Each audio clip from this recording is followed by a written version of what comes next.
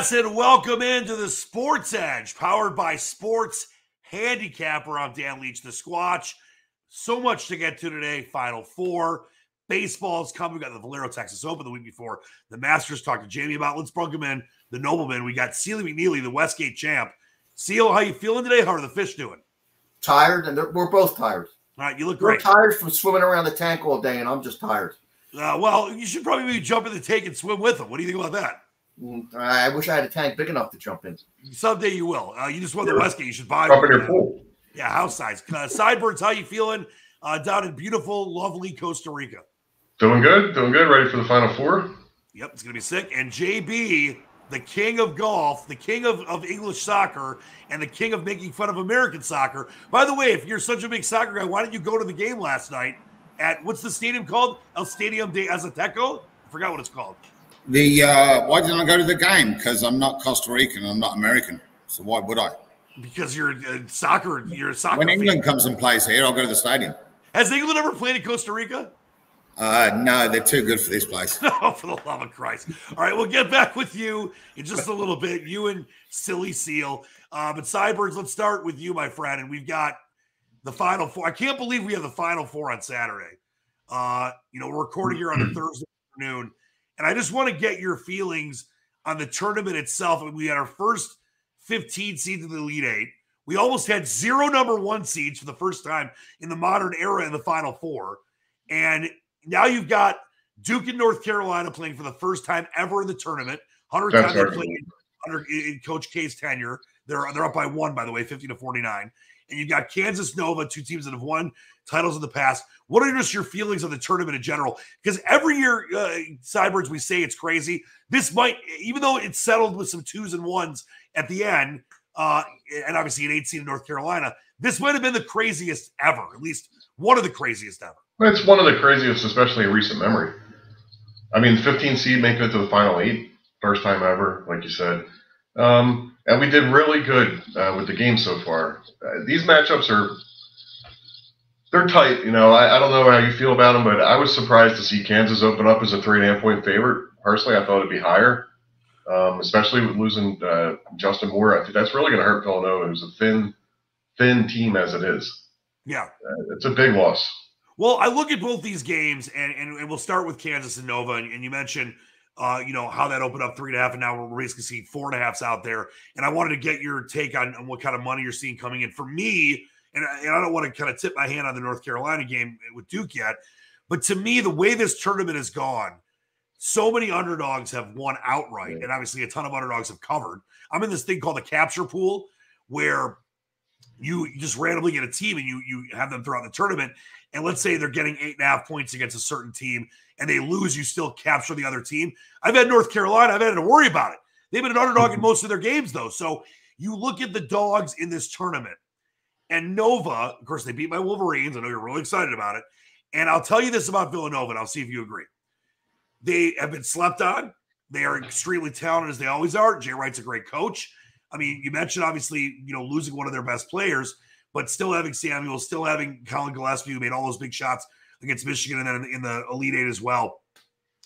To me, people, in my bracket contest, I do a bracket contest every year, hundreds of entries.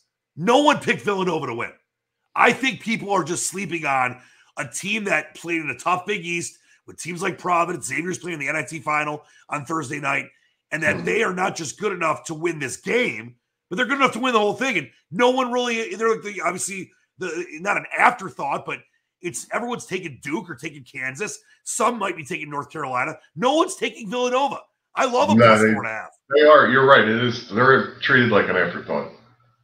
Most people look at them as out of the 4, they would look at them as the weakest team. Right. They are very well coached, like you said. They play tremendous defense. Their defense is probably one of the best in the country next to Houston.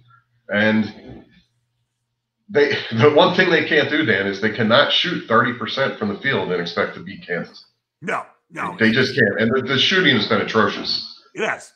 I mean, Samuels has really kept them in the games, and they beat Michigan, which is a good team, but they were favored. And Michigan played terrible that game. And terrible. Yeah, we talked about that game, how ugly it was. And the Houston game was was just as ugly. I mean, it was like a horrible game to watch. Yeah, Unless you like low-scoring defensive 44. affairs. How can you have a 50-44 game in the Elite Eight? It's crazy. Yeah, I know. And Villanova was a 3.5-point underdog there. And they were pretty much in control the whole game. Yep. Another thing that, in Villanova's cap, too, they're the best free throw shooting team in the country by percentage. How are you seeing the action coming in? I know I was looking at some splits the other day. It looked like about 60+% of the money and bets were on Kansas. I know the total was kind of split as well. What do you see in the last couple of days as far as where the action is? Because I know that obviously Kansas will end up taking more money, but I wonder if it's going to get a little closer with Nova getting the 4.5 now. I don't think it will. I think it'll continue to – you'll see the public all over Kansas for sure. They're already being bet 2-1. The money that I see, it's going to be Kansas. It's going to be Kansas money coming in, and we're going to be rooting for Villanova. Well, I made a play at Villanova as soon as I saw it go to 4.5. The other game, Duke and North Carolina. You look at this series, and I mentioned since Coach K has been there his final year, and obviously the script keeps getting written in his final, appearance in the tournament. They've played. This will be the 100th time they've played Duke, North Carolina. They've never played in the tournament. I think that's crazy. I cannot believe they've never, in all the 30+ years that Coach K has been there, has never played North Carolina. And I mentioned I didn't want to, tip my hand too much, but I like both the underdogs. I mean, yes, Duke might win this game, but you're getting forward North Carolina. I know there's a little more precipitous money on Duke, both money line and spread compared to Kansas and Villanova.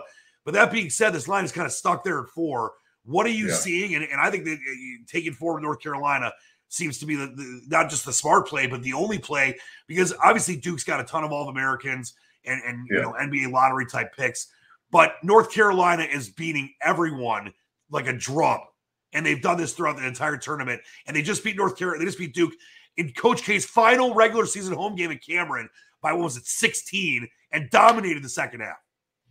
Yeah, they crushed them in that game. And they've been running over everybody in the tournament. And you kind of knew. I mean, we had North Carolina last weekend against St. Peter's. We figured that was going to be a complete blowout from start to finish, and it was. I mean, St. Peter's was never in the game and really probably didn't belong in the court. I agree. The game's being bet pretty even today, or as of now, it's been pretty even, a little bit more on the underdog, North Carolina. But I would imagine the game's going to just stay where it is. You're not going to see much movement, and I agree. North Carolina seems like the play here. Yeah, I mean, I think that you've got a really good chance. And for me, it's probably Nova. I think you've got a really good chance of at least one of the two dogs winning outright.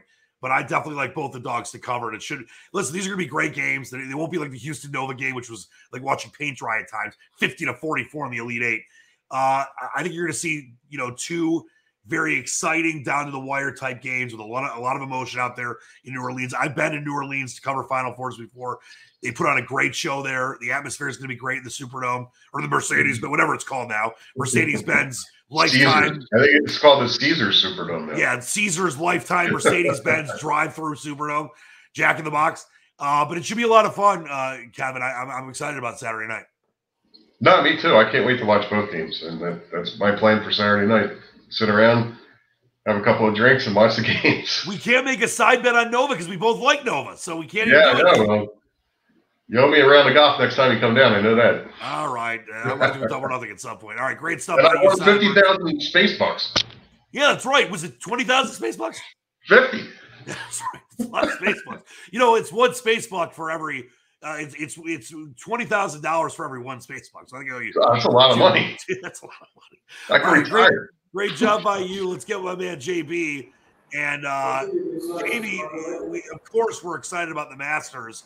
But before we get to the Masters and how exciting that weekend or whole week is, we got the Valero Texas Open. I loved your write-up when you talked about leading into this tournament that it's the week, before the Masters. Now they've done it for several years, and that they're trying to attract a lot of players to get ready for Augusta because it's very similar to Augusta. Explain that concept to people out there. Yeah, so they changed the course a few years ago, and if you always remember, before Augusta, a while ago was the Houston Open that they used to play. Right. And, there's always wider fairways, the shaven runoffs around the green to try to emulate what goes on at Augusta next week. So, again, they're trying to get the field in, the bigger players into this tournament, try and get them to play. But, of course, you can get them to play but are they really going to be focused on it? I'm not really that heavy on the top of the market this week with McIlroy and DeChambeau's up there. Can't be touching any of those for anything. Matsuyama, defending champion next week. He always needs a run out before he wins. So, and Jordan Spieth as well has not really been Spieth lately, has he? Abraham Answer pulled out late last night. So we're sort of in for the 30-40 to 1 mark where we started off this week. And one of the first guys that jumped off the page for me was Gary Woodland. Gary Woodland, he's won over in Arizona, he's won California, he's won Nevada. You know, Texas is the only state that's left over there for him to win in. And they've been playing really a lot better this lately. So he's definitely a contender, I think, in my opinion. Chris Kirk was one of the other guys as well. 2 top 10s in the last 3 years here. He had a miscut of the players, but he was on the wrong side of the draw there, so you can definitely forgive that. He's already won in Texas as well at the Colonial. So Chris Kirk joined the list as well with Woodland. Patton Kizzire was one of the guys who I was really, really interested in. He's got some real solid form right now. I think he had a top 10 last time. But if you look into the one of the fields that I put in there on the spreadsheet was the event before a major. And it kind of just shows you as to who turns up in these events and how they actually do. You know, because there's definitely guys there that play in these events that have got one eye on next week. Are they sharpening the game up for this week? Are they really looking to get into contention? But I think Patton Kizzire, if you have a look at him in the lead up to a major, he's got you know, he's got a third, a ninth, 2 11ths, and a couple of miscuts. So Patton Kizzire there at 50, 66 to 1 was making up the team as well. I mean, these are the things that you kind of have a look at. You've got to kind of look at what's different about this event and how can I find information on that. And this week before a major, it's a pretty big thing. It's you know, it's a real thing. It's like, you know, are these players, can the guys who aren't in the majors take advantage of the situation with the favorites who have maybe got one eye on next week, and can they play better than what their price reflects? And I think with Kizzire, he's definitely one who can do that. Yeah, Jamie, I think you make such a great point. And it's the same thought process I had. And a lot of this is because I've learned a lot from you over the years with how great you've been at picking golf winners. You know, it's great to try to attract more players. Obviously, the Masters is a much smaller field than the usual 156 plus at bigger, obviously, the other majors or other tournaments. And to think, and you mentioned Answer withdrawing, but Matsuyama there and Spieth there, and obviously the success Spieth had there last year. It's very tough. And by the way, you know, something that I wanted to mention as well, we have never had a winner of the Masters win the week before. It's never happened. I think it was a couple years ago, pre-pandemic. I'm forgetting who it was, but there was someone that had a chance. Maybe it was Spieth last year that, you know, people thought could do it. It's never happened. So I'm 100% with you where you kind of look, you go through the chart and you look at the guys that are maybe, you know, 10th on, not the top 5 or 10 favorites, and then the better players in the world, because like you said, they're there. It's not like they're not, you know, trying to win. Of course, you're not going to a golf tournament and not trying to win unless you're Dustin Johnson sometimes throughout his career where it looks like he's unfocused. Just thinking about Paulina Gretzky. But you're going there to get ready for the biggest tournament of the year. And if you're one of the top players, if you're a Matsuyama, if you're a Rory McIlroy, yeah, you're going to go out there and try to play your best. But in your mind, you know what Augusta's all about. And a lot of these guys, and some of the guys that, you know, you've identified are going to be playing at Augusta, but most of them are not. And it's a lot to try to get. I mean, think about it if you're doing that yourself, even just an amateur round of golf like you and I play. If you've got a big event coming up in 4 or 5 days and you're just going out there and you still want to win and beat your friend, your mind's going to be on that big event. So I think it's a great thought process for you when you're trying to identify a winner. Not that the top players don't have a chance this week, but the values with the guys like the, you know, Kizzires, with the Gary Woodlands, who didn't play in the WGC, yeah. and I got to kind of chill and not have to worry about that matchup. You know, the intensity of playing all those rounds in a row if you make it through the bracket. So I think that's very important. That's kind of why you've had so much success, because you're on those kind of, you know, processes and thoughts and things like that. And that's where the money can be won in an event like this, where you're still getting guys at 30, 40, 50, 60, 70 to 1. And that's great value. Yeah, no, of course. And I mean, just look at the worksheet there and look at how many times Rory McIlroy has played the week before a major. I think he's played once in the last, 7 or 8 events. So he's just there to try and get his game sharp, for the Masters. Absolutely no doubt in my mind. And he's going off at 7-1 for this event. Yeah, do you know what? He could win it. Obviously, he's Rory McIlroy, but you know what? I wouldn't be putting any of my money on McIlroy. You couldn't pay me to back him this week. So yeah, it's you've always got to look at something. You know, there's always something in every single tournament where you've got to try and find an edge. I mean, let's face it. You know, if the best player in the field won every single week, there's it just does not happen. There's other things and there's other measurements that you've got to take, and you've got to take it into account. And then it's up to you as to think as to, well, how important is this? I happen to think the week before a major is a pretty big deal in this. Yep. You know, to see how guys are. It's anything for an edge. Whatever you think is an edge, and you can and you believe in it, then that's what you got to bet. It's just, especially when it comes to golf. Exactly. I mean, there's no point. You know, hey, listen, if not, you'd be betting McIlroy, Rahm, and Johnson every single week. Right. And by the way, we just don't do that. And by the way, you know, just to your point, it's another great point. You know, Corey Connors, for example, and I love Corey Connors, great young Canadian player. He's played 3 events ever in his career before a major. He was the second favorite this week. I mean, yeah. Let's be honest. There's just not value there, and that's why. Yeah, exactly. Yeah. And I mean, he's in that position because of how he played last week at the match play, but match play and stroke play, completely different things. Totally different. I don't even, I mean, you'll see that in my sheets there. I don't even include match play in them. I have no interest in looking at anything from the world match play as far as how guys are playing or anything else like that. I mean, hey, listen, Scotty Scheffler's just gone world #1. Thoroughly deserves it. You win 3 tournaments in the space of, 2 months? You should be world #1. But you know, and he was so good in the match play last year as well when he lost in the final to Horschel. So yeah, it's going to be an interesting event. I think all of our guys we're a couple of under, 1 under, so we're in a good spot right now. The tournament doesn't get won on a Thursday, but it could definitely get lost. And we're just at the end of the first quarter right now, so we'll see what happens. Love it. Great stuff as always. The worksheet's out there, and of course, all the great stuff. All his picks at sportshandicapper.com. Jamie, great stuff by you as always. We'll get back with you in a minute. Let's bring in the Westgate champ of 2021. The king of the world looks like he's about to pass out. Is that little claw in the back, is that a back scratcher, or is that for you to pick up garbage you have to bend over? That's for the fish tank. All right. I think it's for you to pick up garbage. Sealy McNeely, how you doing? I'm good.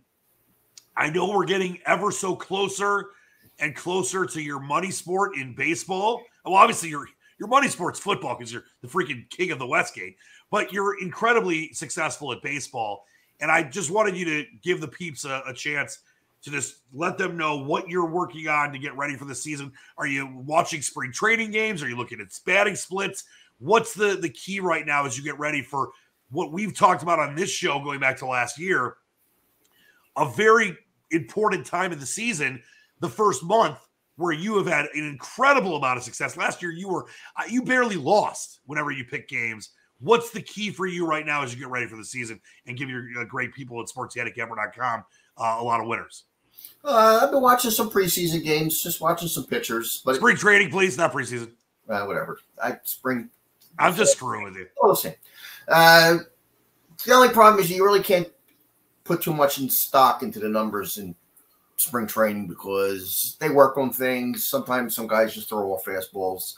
Sometimes they'll throw a ton of sliders, stuff they're working on for the regular season. So stuff like that, just see if their arms are healthy, if they're hitting, their velocities on the gun and stuff like that. But do you think we I think it's important that we kind of, like I was doing with Jamie and I've done with Sideburns too, kind of go through the process you have, because this is why you've been successful for decades now.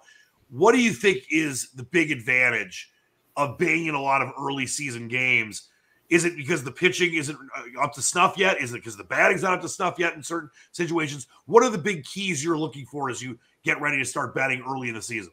Well, they usually say the batters are a little behind the pitchers, and especially in short spring training, it's cut down by, a week. You might see some offensive struggles early, especially with the rosters they expand the rosters from 26 to 28. So you're going to have, every team's going to have probably a 15-man bullpen or 15 man pitching staff, which is Right. a lot of guys, a lot of arms in the bullpen. So you might see some low scoring games early, I would think, especially if the weather's cold, which usually is in April. And it's not a great month to bet overs. So, not at all. Nope. Another thing, speaking of overzone, another thing I wanted to get your feelings on is the rule changes. Obviously, I know you like the DH, DH in both leagues. Anything else as far as the rule changes that are in place this year, and I know we're gonna have more next year, that could affect the way you bet certain games early in the season? Well, I can't wait for the shift to be outlawed next year. I'm an anti-shift guy. I can't stand a bullet to the right side of the infield. That's just the guy. It is pretty annoying. In short right field, it looks like this day and age they play with a short fielder in softball. That's what it kind of looks like. And I just, as long as I think next year you're going to have at least two guys on one side, on each side of the diamond in the infield, which is I like that rule a lot. It's almost positive it's going to be in effect for next year. What about the runner on second base, which we thought was going to go away, but it's going to start again? They're going to keep that this year. The bases are going to be bigger, I think, next year or this year.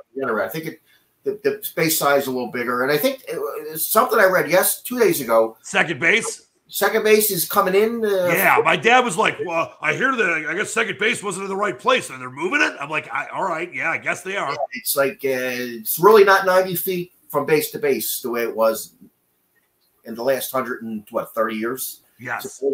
Supposedly, who knows? They can't change the rules enough. That sounds like a seal rule change to me. It sounds like you wrote a letter to the commissioner to Manfred and what second base pulled in.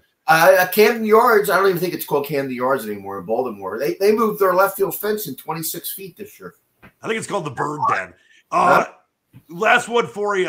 I want to. What else is going on in the seal lab these days? I mean, we know you're getting ready for baseball. I know you hate the NBA right now because no one's playing and there's all this crap that you have to deal with, handicapping the NBA. But what else are you working on in the SEAL Mad Scientist Lab as we head towards the NBA playoffs? Obviously, I know you don't really deal with the NHL. Is there anything else you're looking at? Are you looking at any NFL stuff? Just as the draft's coming up, like where teams can maybe have some valuable futures action. Anything else going on in the Mad Scientist Lab? In baseball, I bet a team. A Major League Baseball team's regular season win total under. I bet the Reds under 74.5. I think they're going to be terrible this year. I think they're going to trade anybody with a pulse. I think they might be competitive early on, but I think after the trade deadline through the end of the year, they're going to be terrible. Same thing with Oakland A's. I kind of missed the number on the Oakland A's. The A's are purposely trying to be bad. There's 3-4 teams that are purposely trying to lose. They're tanking. It's the Houston Astros method. That's what they did, when it worked. It did work. But Oakland does it every 5-6 years. You know that. Every 6 years, they unload everybody before they have to pay them and get draft picks. But all the draft or like the Marlins, they win a World Series and get rid of 80% of their team. Yeah. So I mean, that's the way they operate. Oakland. These other teams are doing it for the first time. They're going to be competitive. Oakland's in a tough division. I mean, Oakland's got Houston. Right. The Angels, I think, are really good this year. As long as Trout stays healthy, and Houston and Seattle's really much improved. So I don't know where their wins are going to come from. Oakland's going to be probably the worst team in the league this year. I don't know. Pittsburgh's pretty bad. Well, speaking of worst teams, and this is they're not going to be the worst team anymore. What do you think about my Detroit Tigers? I mean, I'll tell you this: I don't know if they're a playoff team, a wild card team this year, but with guys like Casey Mize and Torkelson and all these young arms and young Jackson Jobe, the high school pitcher they just drafted in the first round. I think the Tigers, I know a lot of people around baseball are thinking they could be that surprise team this year. Are you buying that? I am buying that. The problem is they're in a kind of a tough division. Yeah. The White Sox. Well, the Twins has got Correa. Twins are up. The Twins don't have much pitching. And honestly, Kansas City, I don't think they're that terrible. It's a kind of competitive division. But the White Sox should run away with it. But I agree with you. The Tigers are going to get better and better. And Riley Green, too. Yeah, we got Riley. We got a lot of young. Matt Manning. We got a lot of things going on in Detroit. We have been a star fan base. Of course, we won the World Series in '84 and went to it in '06 and 2012. But we have not won a World Series, since the early '80s. And after the last, that decade of contention with Leland and the end of it with Ausmus, the last several years, especially through the pandemic, have been really lean. even at the end of Miguel Cabrera's career, who obviously had a much better year last year than 2 years ago in the pandemic year. This is a star fan base. So I think if the Tigers are even just in the race at some point this year, it's going to be bring a lot of people out to Comerica Park with obviously no mask mandates and capacity stuff these days. So it should be a lot of fun here in the Motor City. I'm hoping. Yeah, it will be fun. It's a shame they can't get rid of Cabrera. How many more years does he have? I think he's got 4 more years on his. I mean, what was it, a 15-year deal? Is that all? Just 4 more? Yeah, he'll be fine. No. Yeah, just keep him till he's 60. All right, Sealy, great job by you. Before we get out of here, let's get into some parting shots. We'll start with Sideburns, who's got it's much brighter today than normal in your vestibule studio, Sideburns. Parting shots? I like it. Yeah, parting shots for you. You get to go first. Let's go Nova. Go Cats. Hey, third Final Four in 6 tournaments and going for the 3rd championship in the last. It's almost 6 like they're the Michigan Wolverines. 2 title games in 8 years, but they didn't win any. You beat us once. All right, JB, parting shot for you, my friend. No, I'll be working all weekend on getting the worksheet up for the Masters first thing on Monday morning. So if everybody wants to go out and check the site, we'll have the full worksheet with so many stuff and information and trends and statistics, all for the Masters. It's going to be a great week, and hopefully we'll see Tiger Woods there teeing it up. It'll be nice. Yep, it sure looks like. I don't think he's got a chance to win it, but it sure looks like he's going to play the Tigers on there on Tuesday. So that should be a lot of fun. And Jamie, great stuff as always with your golf stuff. I cannot wait till we get ready for the Masters next week. That'll be a lot of fun, and your picks obviously will be up early in the week. Sealy McNeely, are you going to feed the fish? You have 2. I'm only allowing you 1.5. No, just 2. Shout out to Bruce Willis. Sad news. Yep. Can't act anymore. Supposedly he did all the stunts himself, and that's maybe why he's a little back well, up. And he was getting a lot of lines fed to him with an earpiece for the last several years too on movie sets. Yeah, I mean, supposedly a lot of blood. It's like a football player or a boxer. Unfortunately, he did too many stunts himself. And on a comedy level, funniest thing I ever saw. I think I laughed for 5 minutes straight. I'm not going to name the person who said this in California yesterday, but told a bunch of homeless people to go home. And of course, we end with a political statement. I've seen in years. Told everybody that was homeless to just go home. Shut up and go home. All right, why don't you post the link for that on Sports Handicapper? All right, do that. I want people to see it. All right, great job by all you guys. My parting shot is this: be kind to each other and stop believing the Chris Rock Will Smith thing was a bit. It wasn't a bit. But great job by all of you. For Sideburns, for JB, for Seal, please check out all great Seal's great picks and everyone's picks at sportshandicapper.com. We got the Final Four. We got the title game on Monday. The Masters for JB, baseball coming up for Seal. It should be a lot of fun, even though football's over. Still lots of things to get to. And this has been the Sports Edge, powered by sportshandicapper.com. Until next time, Dan Leach, the Squatch, saying keep reaching for the stars. Believe in the dream. We love you all. Peace, us.